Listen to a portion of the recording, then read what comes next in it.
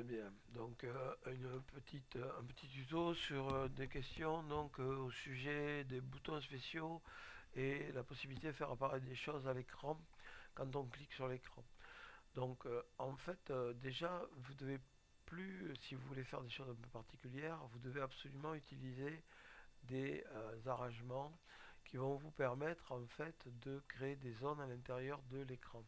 Donc ces arrangements, vous allez pouvoir en modifier la taille et la largeur et la hauteur. Donc ici par exemple, on va mettre une hauteur de 100 et on va mettre une largeur donc qui va remplir l'écran.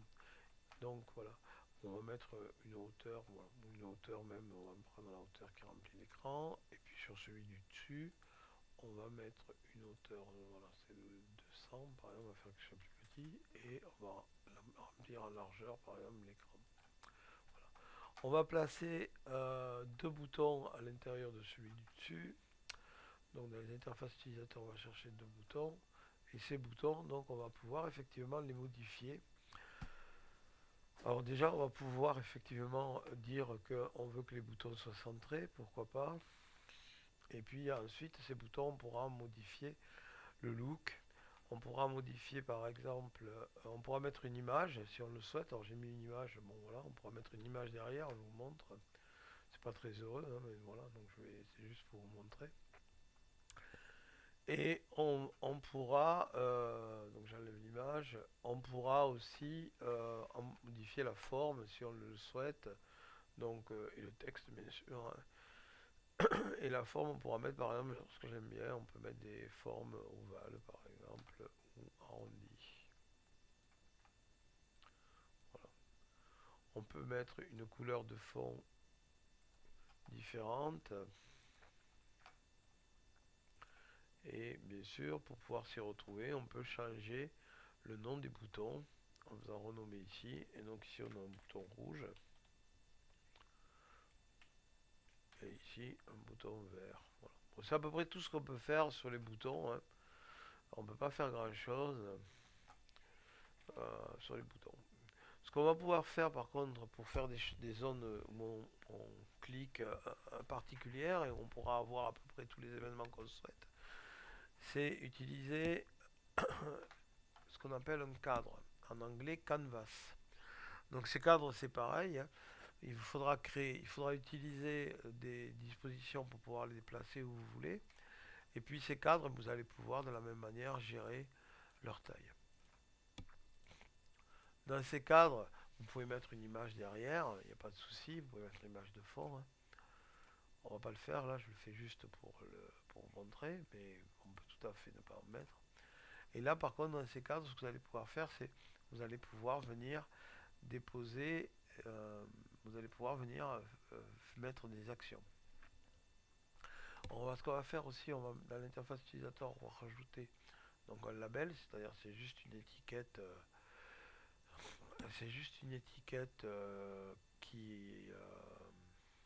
Alors là, par exemple, si j'avais voulu mettre le label en dessous, il aurait fallu que je pose une autre disposition.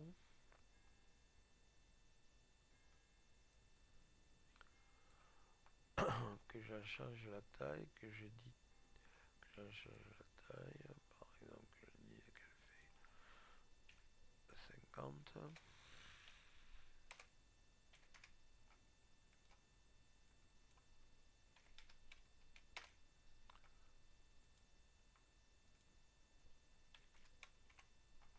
Ok.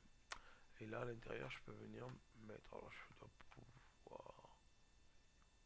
Alors, ça, c'est l'alignement de ce qu'il y a à l'intérieur. Ouais, ça. Je vais centrer. Et je vais venir mettre un label.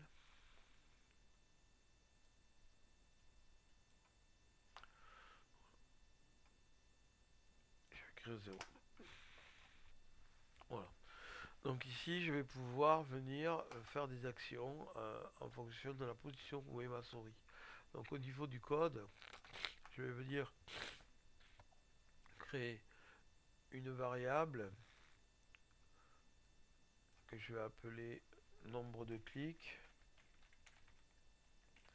dans laquelle je vais écrire la valeur 0,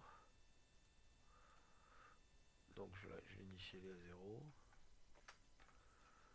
Ok. Et ce que je veux venir dire, donc, c'est que chaque fois que je clique donc, sur le cadre, donc je vais dire quand le cadre est enfoncé, je vais dire que nombre de clics prend la valeur nombre de clics plus 1. Donc mettre nombre de clics à nombre de clics plus 1.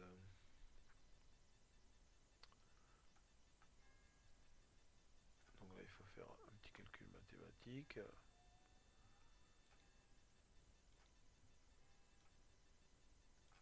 Plus 1.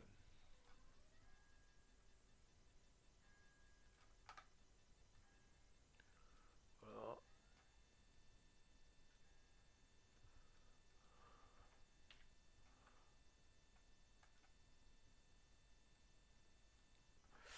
Ok, et donc je vais juste venir dire que dans le label, je vais venir écrire nombre de clics. Donc le texte sera égal à nombre de clics. Voilà. Donc je définis une variable à 0. Chaque fois que je clique sur le cadre, ben, je mets plus 1. Donc c'est une opération toute simple. Donc j'ai déjà lancé l'émulateur. Donc ici on voit le cadre qui apparaît pas, mais il pourrait y avoir des zones avec des images différentes, etc. Et, voilà. Et quand je clique, donc je vois ici, alors je pourrais changer la taille de mon label.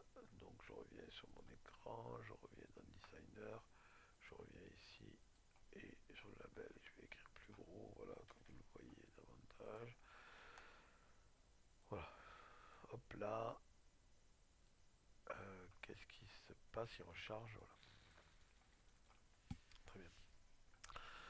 Je vais pouvoir me servir de ça aussi, donc, pour répondre à la question, pour décider. Donc, en fait, je vais pouvoir, par exemple, écrire quelque chose avec la localisation. Donc, comme vous le voyez, quand je clique, je suis capable de récupérer la position X et Y. Cette position X et Y, je peux les récupérer et à ce moment-là poser un dessin à cet endroit. Donc dans le cadre, je vais pouvoir par exemple dessiner un cercle. Donc je vais dessiner à l'endroit où j'ai cliqué, mais pas forcément. Hein. Je vais donc dessiner à l'endroit où j'ai cliqué. Je vais venir dessiner un cercle, pardon, j'ai une erreur. Obtenir Y, voilà. Donc ça c'est le diamètre du cercle. Donc je vais mettre un diamètre à 10 par exemple. C'est en pixels j'imagine. Est-ce qu'il doit être rempli ou pas? Voilà, hein, donc c'est une possibilité. Et donc voilà, je viens exécuter mon code. Et voilà, donc je remplis ici des petits ronds. On pourra absolument tout faire avec ces solutions. On peut dessiner des lignes, des cercles, on peut dessiner des lignes, des points, on peut dessiner du texte même, hein, un moment en cliquant, etc., etc., etc., etc. Donc voilà euh, comment vous pouvez définir donc des zones dans lesquelles vous voulez interagir et récupérer la position pour pouvoir poser par exemple un dessin, dessiner sur un dessin. Alors bien sûr on peut dessiner sur un dessin, enfin on fait ce qu'on veut de cette manière-là. Si vous avez une question particulière sur une image particulière, ou vous voulez faire une manip vraiment particulière, très pointue, n'hésitez pas, j'essaierai de vous faire un petit tuto. Voilà.